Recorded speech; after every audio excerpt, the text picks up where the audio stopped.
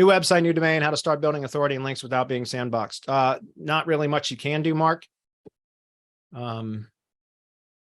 It's kind of a probationary period. That's why I've talked about this a lot. I typically like to deploy sites and then kind of just leave them alone and let them, what I call marinate or season for a while, for a few weeks before I really start doing, I'll still do things like branded entity assets, continuing to build supporting asset, branded assets for the entity. So expanding the entity footprint, all the stuff that I always talk about. We'll also,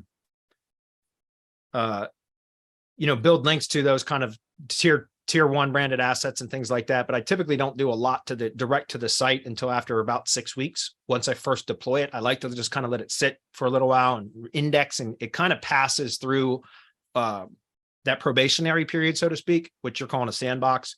I think what happens is it's similar to like if you go in and make a significant on-page change, and then it kind of goes through a probationary period with that, where it goes through a Google dance, and it's almost like Google's setting it's like a mouse trap, right? Google's like setting a trap, says, okay, we're going to wait and see if they come back in and fiddle around with it some more, then we're going to penalize them or put them in a sandbox, because now we know it's an SEO. You know what I mean?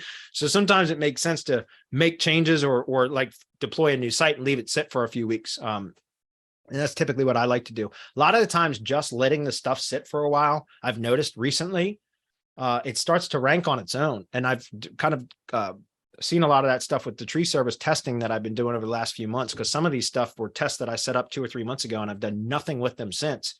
And 2 or 3 months later, they're ranking. Like, no kidding. And I've not even built links to them or anything else. So there's a lot to be said for just allowing some time to pass before, pulling out all your ammunition and guns ablazing and all that stuff, if that makes sense. I think if you overdo it too soon, then you automatically get put into like a sandbox, as you mentioned, and it's hard to get out of that. So sometimes just being patient is the best thing, in my opinion.